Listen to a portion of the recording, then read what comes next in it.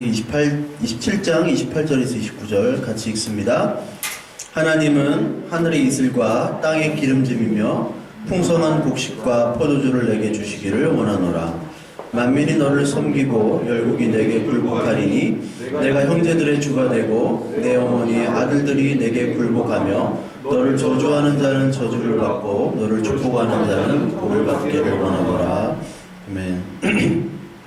오늘 말씀은 에서의 형통과 요셉의 형통에 대해서 좀 알아보려고 합니다. 여러분들 그 에서는 여러분들 잘 아시다시피 야곱과 쌍둥이 형제입니다. 야곱의 형이죠.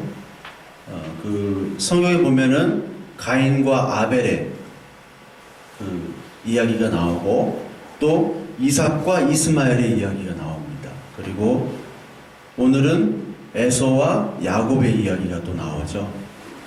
에서는 알다시피 쌍둥이입니다. 그 야곱과 쌍둥이인데 오늘 읽은 우리 말씀은 그 이삭이 누구에게 축복을 하는 것이냐면 동생 야곱에게 축복을 하는 것이죠. 하늘의 이슬과 땅의 기름짐 풍성한 곡식과 포도주를 내게 주시길 원하노라 이렇게 축복을 하는 거예요. 근데 원래 이것은 장자에게 축복을 하는 것인데 그 이삭은 야곱에게 지금 속아서 야곱이 장자 에서인 줄 알고 축복을 하게 하는 거죠. 그러나 하나님께서는 이미 예전에 뭐라고 얘기하셨습니까? 야곱이 에서를 다스리고 형인 에서가 야곱을 섬긴다라고 분명히 얘기를 했죠. 그런데 이삭은 그것을 알면서도 자기가 더 사랑하는 에서에게 마음이 더 갔던 거예요. 그렇기 때문에 하나님께서는 그거를 막으시기 위해서 야곱과 그 아내인 리브가를 사용해서 그 언약을 하나님이 완성하는 방향으로 그 하나님께서 그 둘을 사용하셔서 하나님이 이끄시는 거죠.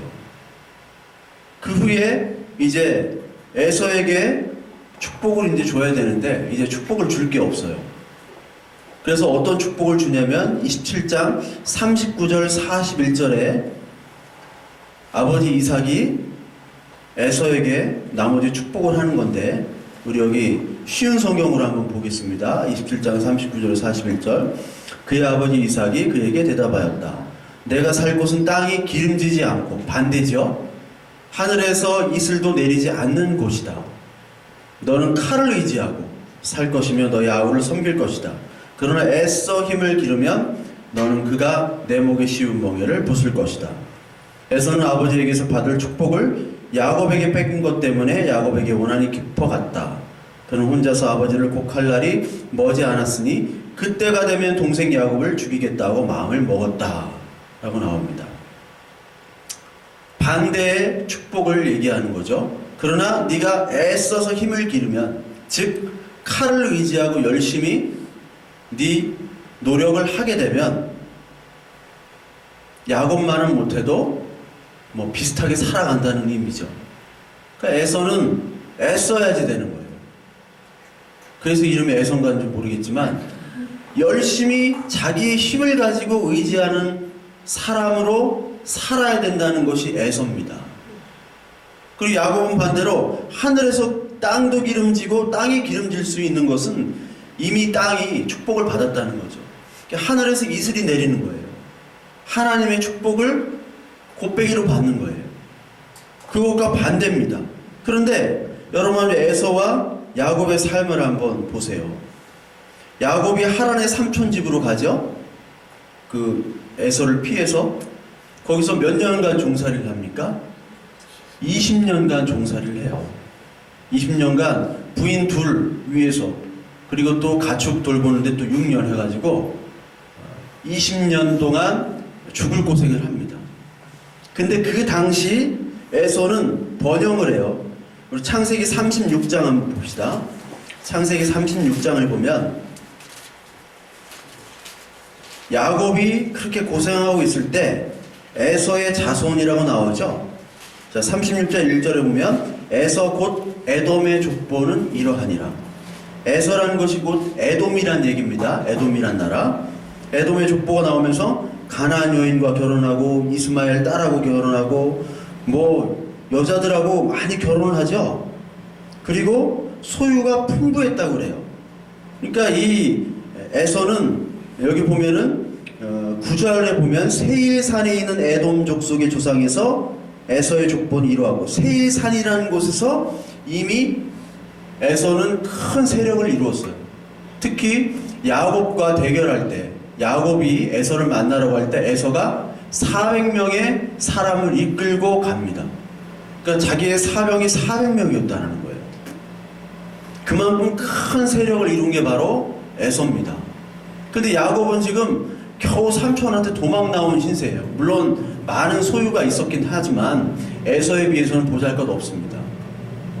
하나님께서 미리 에서를 축복을 했어요. 아니, 야곱을. 말라기서 1장 2절 3절에 보면 여호와께서 이르시되 내가 너희를 사랑하였노라 하나 너희는 이르기를 주께서 어떻게 우리를 사랑하셨나이까 하는도다. 나 여호와가 말하노라 에서는 야곱의 형이 아니냐. 그러나 내가 야곱을 사랑하였고 에서는 미워하였으며 에서가 사는 언덕은 벌거숭이로 만들고 그가 물려받은 땅은 들짐승들에게 넘겨주었다. 하나님이 이미 야곱을 택했어요. 쌍둥이인데도 장자인 에서를 택한 게 아니라 야곱을 택하셔서 아버지 이삭을 통해서 복을 주셨는데 이 삶은 전혀 반대예요. 그렇죠?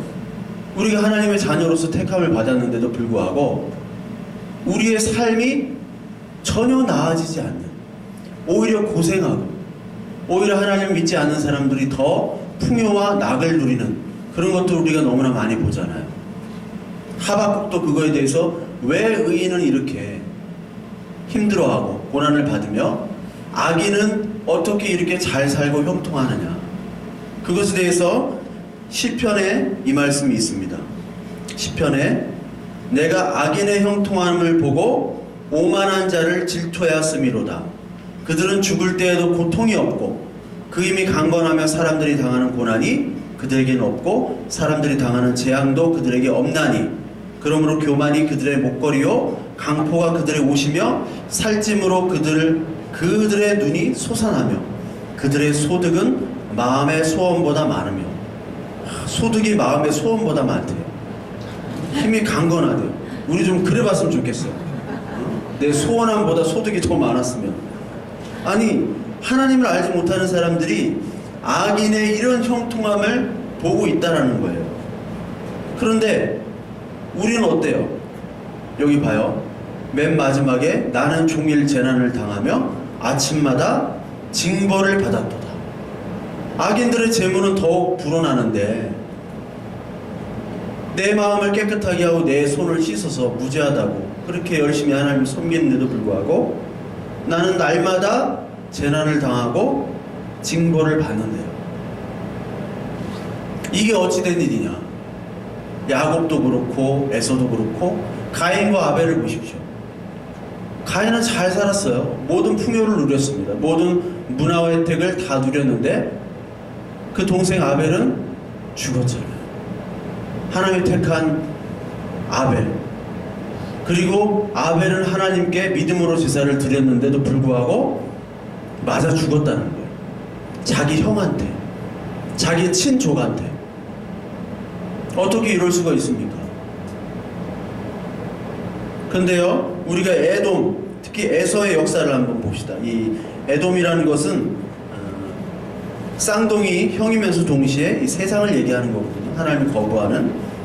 에돔을 보면은 우리 지도를 한번 볼게요. 여기 보면은 에돔이라는 게 보입니까? 여기 에돔? 에돔이라는 데가 보이죠? 위치가 바로 여기입니다. 에돔이 여기고 이쪽이 가나안 땅이에요. 가나안 땅. 그리고 여기는 사해죠. 그리고 위쪽은 갈릴리 호숫가입니다. 에돔이 맨 밑에 있고 에돔 위에 모압 있고 모압 위에 암몬이 있죠. 이 지도가 이렇게 되는 겁니다. 근데 에돔이 여기 있는데 우리 경로를 한번 보시죠. 이 광야 시대 때 경로가 이쪽 에돔 쪽으로 가요. 에돔 쪽으로 가죠. 이렇게 에돔 쪽으로 가서 요단강, 갈릴리 호수와 그 사해를 가로지르는, 연결하는 이 요단강을 건너는 거죠. 건넌 다음에 가장 먼저 치는 곳이 바로 여리고성이죠. 그래서 이쪽으로 바로 하나님은 가지 않게 하셨어요. 가데스 바네아에서 바로 위로 들어가면 가나안 땅인데 왜 가데스 바네아에서 곧장 들어가지 않게 하셨나요? 정탐꾼 여호수아와 갈렙만 순종을 했지 나머지는 다 우리는 가면 안 된다. 우리는 거기 밥이다. 이렇게 얘기를 했기 때문에 우리 메뚜기 같다. 하나님의 명령을 거부했어요. 하나님의 약속을 거부했어요. 그래서 뺑뺑뺑뺑 돌다가 오른쪽 에돔을 통과하고 모압을 가서 다시 요단강을 건너는 코스로 가게 됩니다. 그때 에돔에게 이 이스라엘 백성들이 길을 좀 비켜줘라. 우리가 이렇게 건너야 되니까. 근데 에돔이 비켜줍니까? 비켜주지 않습니까? 안 비켜줘요. 민수기에 나옵니다. 자기 형제인데도 안 비켜줘요. 이게 친형제예요. 쌍둥이 친형제. 안 비켜줘요. 그리고 에돔이란 나라가 다윗 시대 때 다윗이 사울에 쫓겨갑니다.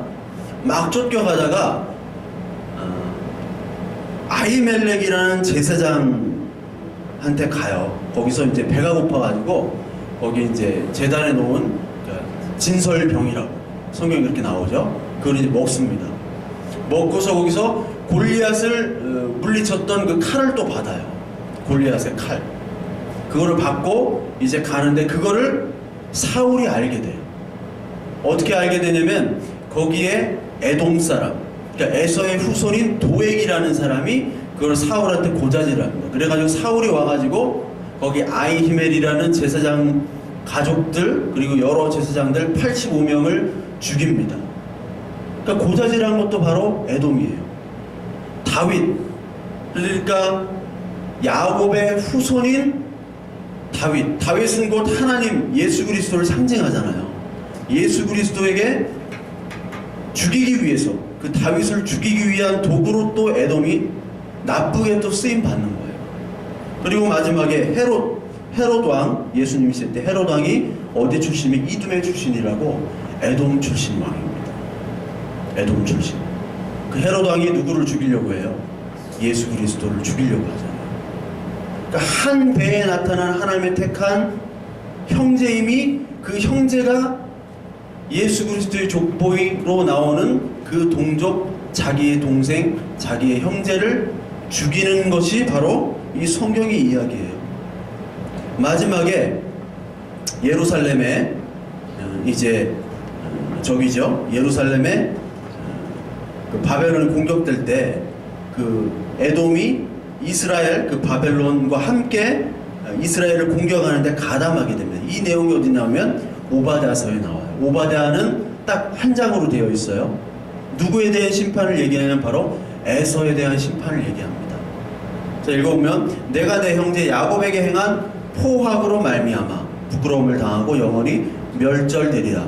내가 멀리 섰던 날 곧 이방인이 그의 재물을 빼앗아 가며 외국인이 그의 성문에 들어가서 예루살렘을 얻기 위하여 제비 뽑던 날에도 너도 그들 중 한 사람 같았느니라. 제비 뽑던 날에 한 사람 같았느니라. 이 예수 그리스도의 옷을 가지려고 제비 뽑는 그 장면이랑 비슷하죠. 그런 악행을 바로 형제가 했다는 거예요. 그리고 야곱 족속은 불이 될 것이며 요셉 족속은 불꽃이 될 것이요 에서 족속은 지푸라기래요. 다 타서 없어지는. 그들 위에 붙어서 그들을 불사를 것인즉 족속에 남은 자가 없으리니 여호와께서 말씀하셨습니다. 실제로 에돔이란 나라는 이제 이후로 없어지게 됩니다. 이스라엘은 고난을 당해도 아직까지 이스라엘이라는 나라가 있죠.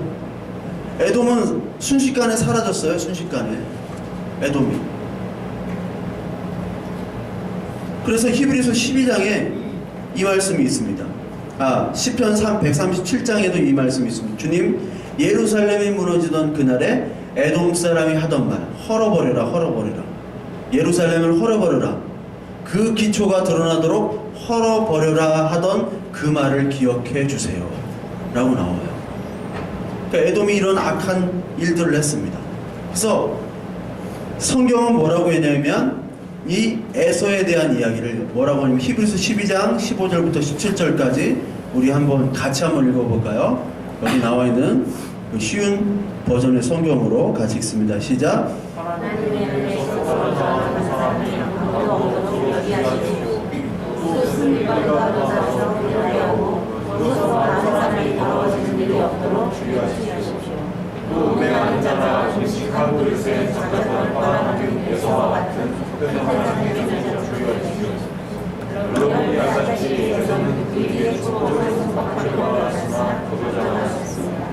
그는 눈물을 흘리면서 어려움과 함께할 기회를 얻지 못하였습니다. 하나님이 택한 장자로 태어났음에도 불구하고 끝까지 회개할 기회를 얻지 못했다. 끝까지 하나님을 대적하는. 하나님께서는 물론 창세전에 하나님께서는 택하셨죠. 에서를 미워하고 야곱을 사랑했다. 그렇지만 에서가 하나님을 향한 사랑이 다시 회복이 되고 회개를 했다면 에서를 하나님께서는 분명히 회복을 시켜주셨을 거예요. 그렇죠, 당연히. 그런데 끝까지 예루살렘을 대적하고 이스라엘을 공격하고 하나님을 섬기지 않았습니다. 그 결과는 바로 멸망이었어요. 멸망. 그러니까 우리가 에서의 지금 이 땅에서의 야곱은 아직까지 어떠한 세력을 얻지 못했는데 에서는 악인이면서 동시에 이 땅의 큰 세력들을 이루었다는 거예요. 그것이 지금 굉장히 부럽죠. 그래서 시편 73편에 계속 이렇게 얘기하잖아요. 3편에 나는 종일 재난을 당해 아침마다 징벌을 받는데 악인들은 왜 이렇게 형통하냐. 근데 이것들이 언제 해결됩니까? 그러나 마침내 하나님의 성소에 들어가서야 악한 자들의 종말이 어떻게 되리라는 것을 깨닫게 되었습니다. 라고 나오죠. 자, 15절부터 20절까지 보면 이게 시편 73편입니다. 나도 그들처럼 살아야지. 나도 정말 에서처럼 살아야지. 이렇게 예수 그리스도를 믿고 열심히 순종하면 뭐하냐. 되는 일이 하나도 없는데 라고 말했다면 나는 주님의 자녀들을 배신하는 일을 해야 할 것입니다. 내가 이 얽힌 문제를 풀어보려고 깊이 생각해 보았으나 이 얽힌 문제가 뭡니까? 악인은 형통하는데 왜 의인은 이렇게 고난을 받아야 되는가 이 땅에서. 그 문제가 해결이 안 되는 거예요. 내가 풀기에는 너무나 어려운 문제였습니다. 우리 그렇죠? 누구는 하나님을 은혜 주시고 교회 안에서도 그렇잖아요. 어떤 놈은 하나님이 은혜 줘가지고 잘 먹고 잘 살고 믿음도 좋다고 칭찬받고 그런데 어떤 놈은 열심히 해도 안 돼. 뒤로 자빠져도 코가 깨져요. 이게 도대체 교회 안에서도 이런 상대적인 박탈감이 있을 수밖에 없어요. 그런데 그 어려운 문제가 어떻게 해결됐다고요? 하나님의 성소에 들어가서. 이게 뭐 교회 가서 그런 게 아니라 성소라는 것은 하나님과 나와 함께 하는 거 아닙니까? 예? 성소. 하나님의 말씀을 깨달으면 그리스도가 내 안에 있으면 해결이 된다는 얘기예요. 그리고 이 땅에서도 해결이 안 되죠. 다 완전히 알 수 없지만 하나님의 온전한 하나님 나라에 들어갈 때는 지금까지 우리의 이 땅에서의 여러한 갈등과 고민, 풀기 어려운 문제들이 다 해결이 되는 겁니다. 우리는 이미 다 해결을 받은 자인데도 불구하고 해결을 못 받은 사람처럼 살고 있다면 그게 믿음이 없는 거예요. 나만 왜 이렇게 고난을 받는가?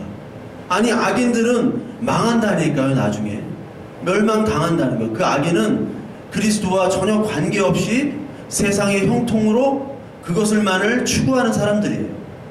여기 맨 마지막에 보면 주님께서 그들을 미끄러운 곳에 세우시며 거기에서 넘어져서 멸망에 이르게 하십니다. 이렇게 얘기하죠. 그러면서 그들은 한낱 꿈처럼 자취도 없이 사라지게 됩니다. 그러니까 우리가 알아야 될 것은 뭐냐면 우리가 어떤 고난에도 하나님은 선하시다. 이것을 고백해야 되는 거예요. 다니엘의 세 친구처럼 그리 아니하실지라도 그 믿음, 나를 정말 불에 태우실지라도 하나님은 선하시다. 그 믿음이 우리의 참 믿음입니다. 그런데 이러한 믿음을 발견하기가 힘들어요. 그런 믿음이 어디에 있느냐? 바로 요셉의 얘기 있죠, 요셉. 요셉의 얘기를 보면은 우리가 뭐 비전이다, 꿈이다, 뭐 고생한 후에 꿈은 이루어진다, 이런 개인적인 성공 신화가 아닙니다. 잘 아시죠? 그거는 총리까지 되잖아요. 총리 아무나 됩니까? 청문회를 통과해야 돼요. 응? 총리는 청문회를 통과할 수 있는 사람이 아무도 없어요. 우리나라는 거의 없어요. 우리같이 못 가진 사람도 통과할 수 있어. 근데 안 시켜줘. 청문회까지 통과를 한 요셉이에요. 그러니까 이 세상에서 이 성경을 보면 요셉은 고난 후에 대박 친다 이거죠. 그런데 우리가 성경을 볼 때는 하나님이 주인공이시고 역사는 결국 하나님 방향으로 인도하신다는 걸 깨달아야 되는 거예요. 세상에서 출세와 형통 이런 것들이 사실은 중요하지 않아요. 하나님의 언약이 누구에게 임하고 누구를 통해서 그 역사를 인도해 가시는가, 거기에 어떻게 쓰임 받는가. 그래서 아브라함이 거기에 쓰임 받은 거예요. 그냥 받고 그냥 떠난 거예요. 아브라함을 통해서 이삭이 나오고 이삭을 통해서 야곱이 나오고 야곱이 이스라엘이 되잖아요. 12지파가 돼서 그 후에 이제 많은 믿는 자들이 와서 우리가 신약시대 이스라엘 아닙니까? 그 과정까지 쓰임받은 인물이지 그 인물들한테 뭐 본받을 게 별로 없어요. 마누라 팔아먹었잖아요. 알아요? 마누라 팔아먹은 거 알아요? 아브라함도 마누라 팔아먹었어요. 자기 살라고. 이삭도 마누라 팔아먹었어요. 마누라 팔아먹지 않을 거 아니야. 어떠한 고난이 있어도. 근데 아브라함 마누라 팔아먹었다니까. 자기 아들도. 본받을 게 하나도 없어요. 단지 하나님의 언약에 쓰임 받았다는 거예요. 요셉도 마찬가지입니다. 요셉은 어렸을 때 미움을 당했죠. 또 형제들하고 미움을 당해. 형제끼리의 얘기입니다. 형제끼리 어떻게 미움을 받아요? 요셉이 아버지의 편애로 채색 옷을 입어요. 채색 옷. 이 채색 옷은 뭐냐면 옷 하면 뭐예요? 옷. 옷 하면 베르사체야? 옷 하면 그리스도를 얘기하는 거잖아요. 채색 옷은 누구한테 줘요? 장자한테 주는 거예요. 근데 누구한테 입혀요? 맨 막내 요셉한테 입히는 거예요. 옷을. 장자로 삼겠다라는 거. 그러니까 형들이, 이복 형들이죠. 형들이 가만히 있겠어요? 유대인 전통에는 장자를 세워야지 막내를 세우는 일은 절대 없습니다. 우리나라 유교보다도 더 엄격한 게 유대인들이에요. 근데 예쁘다고 자기가 가장 사랑하는 아내인 라헬의 소생이잖아요. 그 예쁘다고 요셉을 장자로 세운다네? 형이 미움 받는 거예요. 근데 어떤 일이 벌어지냐면 세겜으로 형들이 양을 치러 갑니다. 세겜으로. 세겜이란 데가 있어요. 뭐 다 이렇게 머리 굴리지만 세겜이 어딘지. 네.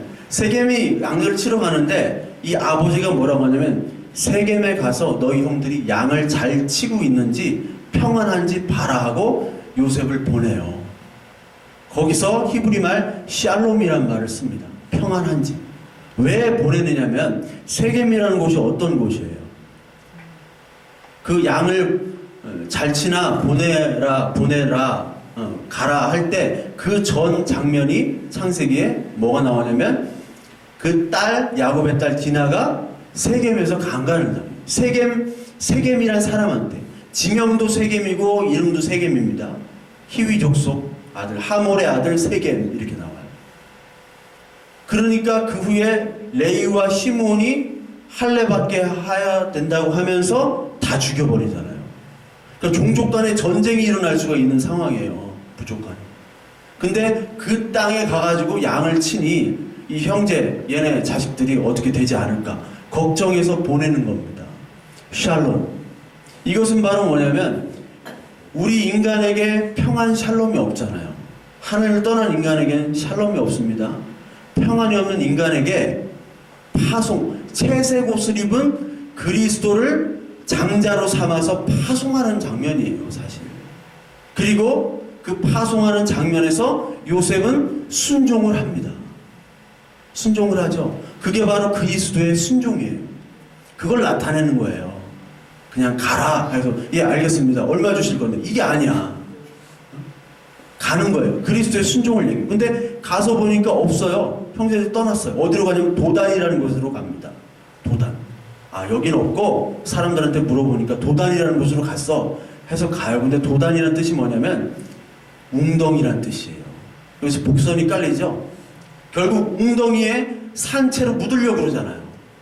형제들이 웅덩이에 빠뜨리고 그 이복 형들이 뭐하고 그냥 밥을 먹고 있었어요. 이 나쁜 새끼들. 어떻게 동생을 죽이려고 하고 밥이 먹혀요. 밥을 먹어요. 참 나쁜 놈들이죠. 근데 안 되겠다 해가지고 팔아 넘기잖아요. 이스마엘 상인에게 팔아 넘기죠. 그래가지고 그 아버지한테 뭐라고 얘기합니까? 염소를 죽여가지고 그 피를 동생 옷 벗겨가지고 거기다 묻혀가지고 아버지한테 보여줘요. 짐승이 잡아 죽였다고. 근데 염소 피를 묻히죠. 근데 야곱이 어떤 고기를 원해요? 에서한테? 야 염소 고기 좀 염소 고기를 원하잖아요. 근데 야곱이 아버지 이삭한테 염소 고기를 갖다가 야곱 그 에서처럼 위장해서 주죠. 그 염소가 또 여기에 또 미락이 나옵니다.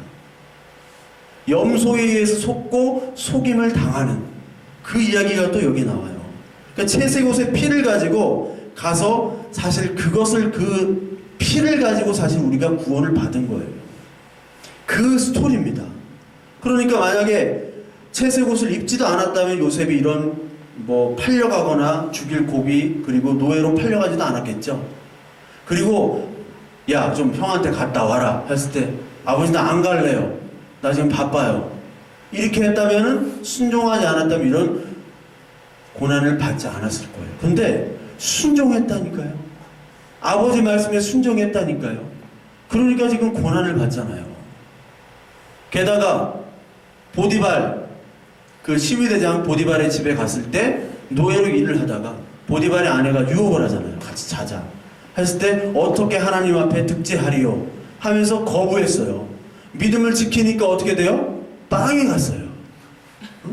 믿음을 지키니까 빵에 가. 야곱은 아들을 잃어버렸죠.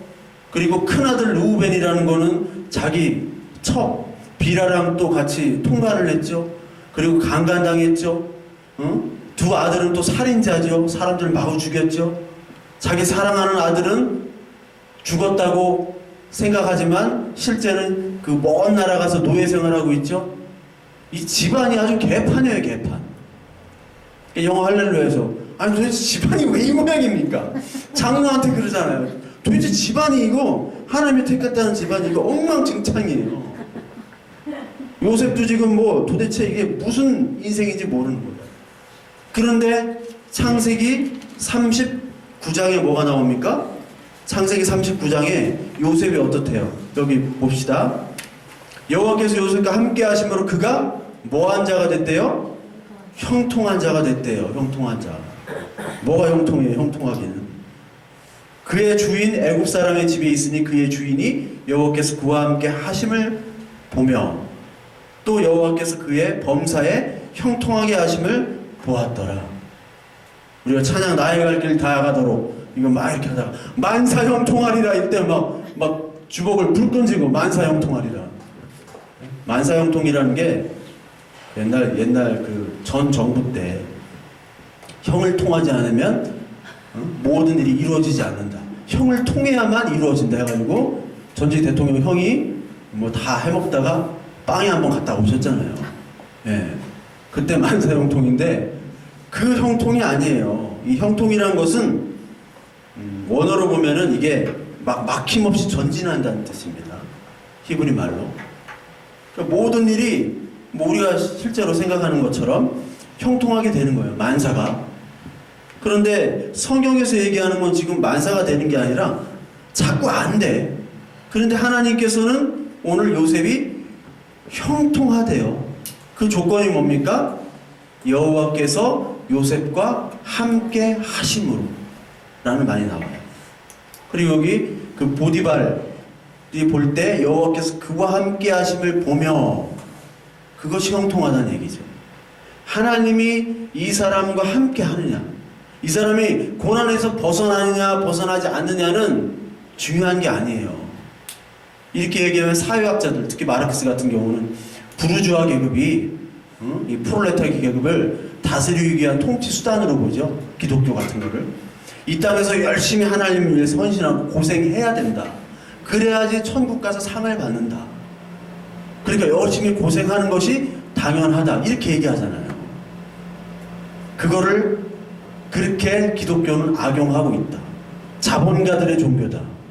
그래서 니체는 이제 그런 유치한 얘기 하지 마. 천국이 있다, 뭐 없다, 뭐 열심히 하자. 이런 유치한 얘기 제발 좀 하지 말자. 인간답게 살자 그러잖아요. 인간답게 제발. 응? 그래서 신은 죽었다. 이렇게 얘기하는데 그것이 아닙니다. 하나님이 함께 하는 것. 우리의 성경은 그런 관점으로 보면 안 돼요. 함께 하는 것이 뭐냐? 뭐 말 그대로 함께 하는 겁니다. 오늘 하나님이 여러분들과 함께 하지 않으시면 이 자리에 올 수가 없어요. 진짜입니다. 이 자리에 뭐 미쳤다고 봐요? 예? 하나님 여러분들의 마음을 주장하시는 그 성령이 함께 하셨기 때문에 이 자리에 이 추운 날에도 오신 거예요. 예? 막 뭐 싸들고 막 자전거 타고 오고 막 자전거 타고 오잖아요. 막 하나님이 함께 하셔야지. 함께 하자면 미쳤다고 지금 아침에 와요? 아침에 올 일이 없어요. 그게 바로 함께 하십니다. 하나님 나는 언제 함께 하시나요? 이렇게 얘기하지 마세요. 지금 함께하고 있는 겁니다. 여러분. 고난 중에도 있는 거고 형통 중에도 있는 거예요. 함께 하시면 형통입니다. 출애굽기 33장 한번 봐봐요. 출애굽기 33장에 보면 우리 한번 같이 읽을게요. 위에 보시고 시작. 여호와께서 모세에게 이르시되 너는 내가 그 땅에서 인도하여 낸 백성과 함께 여기를 떠나서 내가 아브라함과 이삭과 야곱에게 맹세하여 내 자손에게 주기로 한 그 땅으로 올라가라. 내가 사자를 너보다 앞서 보내어 가나안 사람과 아모리 사람과 헷 사람과 브리 사람과 히윗 사람과 여부 사람을 쫓아내고 너희를 젖과 꿀이 흐르는 땅에 이르게 하려니와 나는 너희와 함께 올라가지 아니하리니 너희는 목이 고든 백성인즉 내가 길에서 너희를 진멸할까 염려하리라 하시니. 내가 너희와 함께 하지 않겠대요. 함께 가지 않겠다라는 얘기입니다. 그러니까 모세가 막 급해졌어요. 보십시오. 주님께서 저에게 이 백성을 저 땅으로 올라가라고 말하지 않으셨습니까? 그렇게 얘기하죠. 그러면서 이 백성을 주님의 백성으로 선택하셨음을 기억하시기 바랍니다. 모세가 간청을 해요. 내가 안 가겠다. 이 33장 전 32장은 금송아지 우상을 만드는 장면이에요. 예? 하나님을 섬기라고 하나님 그 많은 기적들을 가지고 보내놨더니만 이 하나님이 금송아지다라고 해서 금송아지를 섬겨요. 그 하나님이 다 죽이려고 했던 거예요. 그 마음에. 하나님 죽이면 안 됩니다. 내가 너와 함께 안 가겠다. 이제 귀찮다. 예전엔 불기둥과 구름기둥으로 같이 인도했지만 지금 못 가겠다. 왜? 다 죽여버릴 것 같다. 니들.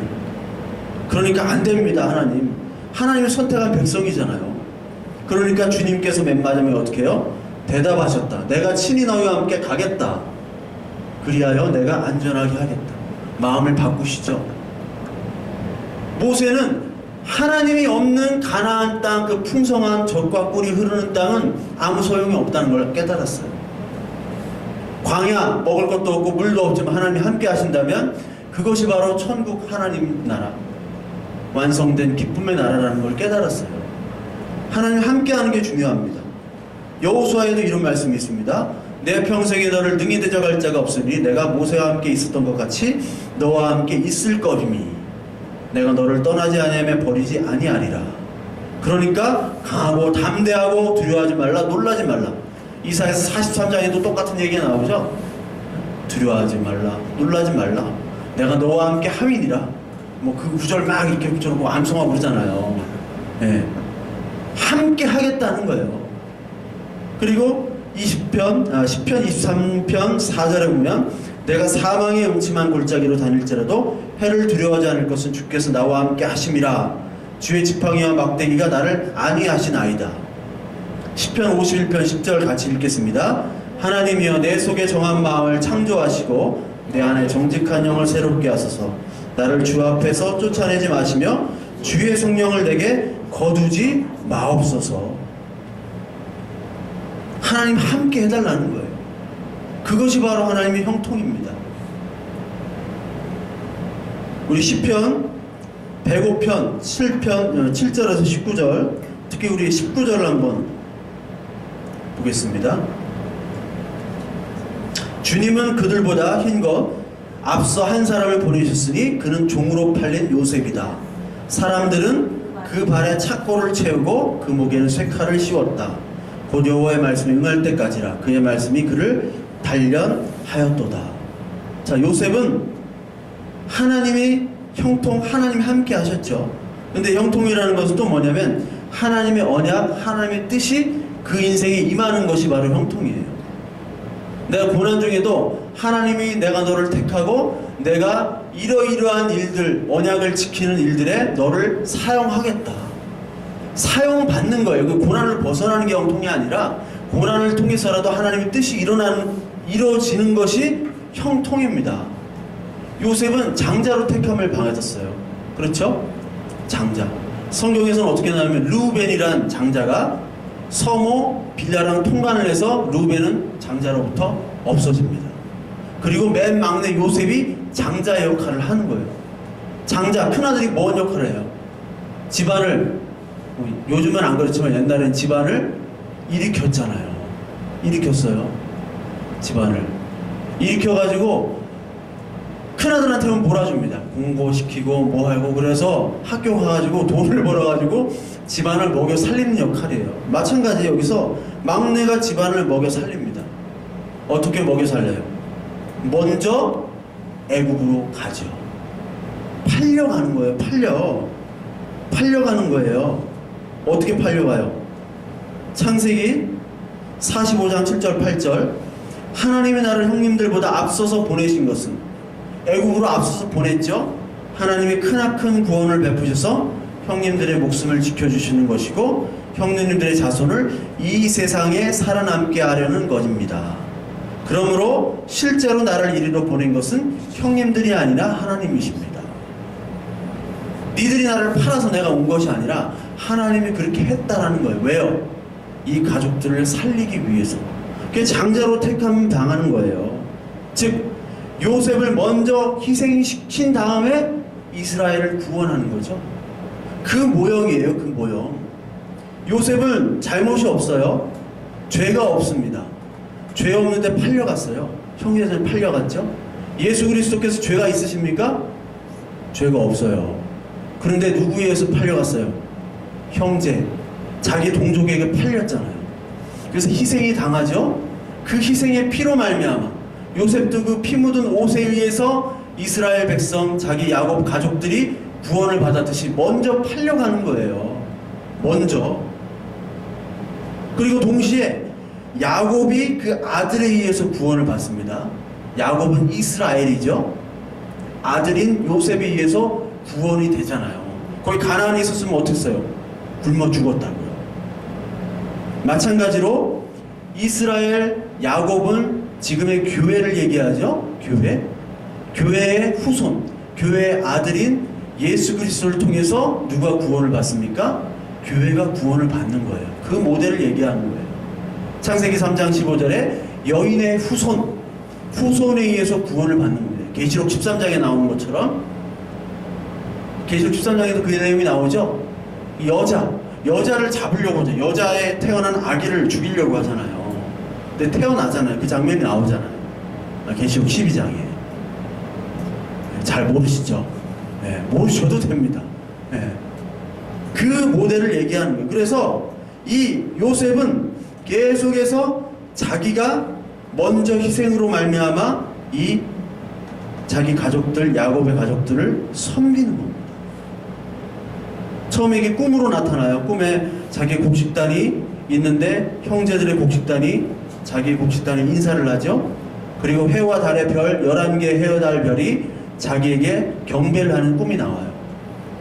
그것이 뭐냐면 바로 내가 섬김받는 자리로 올라간다는 뜻이죠. 장자로. 근데 섬김받는 자로 올라가려면 네가 먼저 섬김을 주라는 얘기입니다. 네가 먼저 희생을 하라는 얘기예요. 요셉의 인생이. 그 하나님의 말씀이 요셉의 인생에 그대로 나타나는 거예요. 총리 됐다는 게 아니라 먼저 희생을 하라는 거예요. 그게 신약성경 어디에 나옵니까? 마가복음 10장 43절. 너희 중에 그렇지 않을 자니 너희 중에 누구든지 크고다 하는 자는 너희를 섬기는 자가 되고 너희 중에 누구든지 으뜸이 되고자 하는 자는 모든 사람의 종이 되어야 하리라. 요셉이 종 됐잖아요. 으뜸이 되고자 하는 자, 장자가 되고자 하는 자는 먼저 희생하란 얘기예요. 종이 되란 얘기예요. 이게 예수 그리스도를 얘기하죠. 하나님의 장자잖아요. 그리고 교회는 하나님의 장자로 택함을 받은 거잖아요. 인자가 온 것은 섬김을 받으려 함이 아니라 도리어 섬기려 하고 자기 목숨을 많은 대속물로 주려 함이니라. 먼저 그리스도가 영광 받기 위해서는 먼저 그리스도가 이 땅에 떨어져야 되는 거예요. 장자로 오셨지만 맨 막내, 아니 종으로 모든 사람의 종이 돼가지고 자기 목숨을 많은 사람을 위해서 희생을 하란 얘기예요. 크고자 하는 자 먼저 섬겨라. 이게 서번트 리더십이 아니야. 무슨 먼저 리더가 되려면 먼저 섬기고 이 개소리를 하고 있어요. 그 얘기가 아니라니까요. 마태복음 7장 12절에 남에게 대접받고자 하는 자는 남에게 먼저 대접하라. 이것이 율법이요 선지자니라. 이게 뭐 황금률이라고, 황금률이 뭔 뜻인지도 모르고 뭐 황제가 이러고 황금률이라고 하자 한 건데 뭐 황금률이라고 뭐 목사들이 너무 무식해요. 이게 뭐냐면 남에게 대접받고자 하는 자, 장자가 되고자 하는 자, 으뜸이 되고자 하는 자 먼저 섬겨라. 그 말이에요. 사회생활 이렇게 해라 그게 아니라 사회생활 이렇게 하는, 성경에도 이런 얘기가 있다. 사회생활 이렇게 하는 거다. 이게 아니라 장자가 되기 위해서는 네가 먼저 죽으라는 얘기인데 이걸 바꾸면 안 되죠. 그 요셉의 형통은 이 땅에 있는 것이 아닙니다. 총리가 되는 게 아니에요. 하나님의 이 계시가 그의 인생에 이루어지는 거예요. 그거를 창세기 맨 마지막에 얘기를 합니다. 요셉이 네 땅, 네가 살아야 될 땅은 이 애굽, 죄악된 애굽이 아니라 하늘나라 가나안 땅으로 가는 거야. 그거를 보여주는 거예요. 그래서 창세기가 이렇게 끝나요. 창세기 50장 24절에서 25절 우리 같이 한번 읽습니다. 이거 같이 읽어야 돼요. 요셉이 그의 형제들에게 이르되 나는 죽을 것이나 하나님이 당신들을 돌보시고 당신들을 이 땅에서 인도하여 내사 아브라함과 이삭과 야곱에게 맹세하신 땅에 이르게 하시리라 하고 요셉이 또 이스라엘 자손에게 맹세시켜 이르기를 하나님이 반드시 당신들을 돌보시리니 당신들은 여기서 내 해골을 메고 올라가겠다 하라 하였더라. 이 땅에서 총리가 됐으니까 미라로 만들어버리고 이렇게 큰 무덤하고 이렇게 하지 말란 얘기예요. 그럼 우리가 박물관에서 요셉 미라를 볼 수 있었겠지만 그게 아니라 이 창세기가 왜 이렇게 끝났겠어요?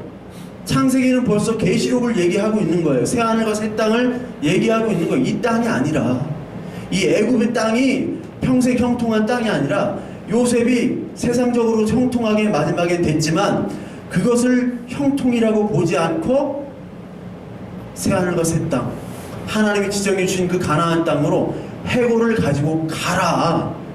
왜? 여기는 안식이 없기 때문에 그 땅으로 가란 얘기를 하기 위해서 창세기 맨 마지막 절이 이렇게 하고 끝나는 겁니다. 우리에게 형통은 어떤 형통만 있어요?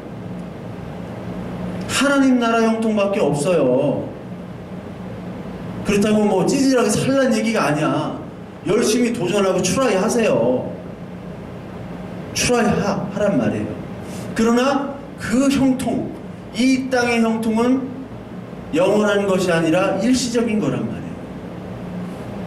그것을 위해서 살지 말고 우리가 하나님이 만드신 그 완전한 하나님 나라, 그 땅을 위해서 가는 그 계시가, 그 하나님이 우리를 택하신 그것들이 이루어지기 위해서 우리를 다듬고 만들고 하기 위해서 우리에게 고난이 필요한 겁니다. 로마서 8장 18절 현재 우리가 겪는 고난은 장차 우리에게 나타날 영광에 견주면 아무것도 아니라고 나는 생각합니다. 그렇죠? 눈에 보이는 소망은 소망이 아닙니다. 보이는 것을 누가 바라겠습니까? 우리가 보이지 않는 것을 바라면 참으면서 기다려야 합니다. 그러니까 우리가 어떠한 고난, 이 고난들이 내 뜻이 하나님의 뜻, 그 하나님이 우리를 이끄시는 그 뜻에 복종되어져 가는 과정으로 이 삶을 이해하시고, 그리고 우리에게 어떠한 아픔과 슬픔이 있다면 다 있잖아요. 우리 없는 사람 없잖아요. 하나님이 나를 하나님의 자녀로 택하신 그 언약의 말씀들이 내 인생을 통해서 이루어져 가는 형통한 자구나 라고 인식하시면 틀림이 없습니다. 여러분, 이 말씀, 이 하나님의 말씀에 위로받으시고 오늘도 어떠한 고난이 있든지 하나님은 선하십니다. 이걸 믿으시죠? 하나님은 선하시다. 그것만 붙잡고 계세요. 나는 잘 알 수 없지만 하나님은 분명히 선하시다. 그 믿음으로 오늘 살아가시는 저와 여러분들 되시길 바랍니다.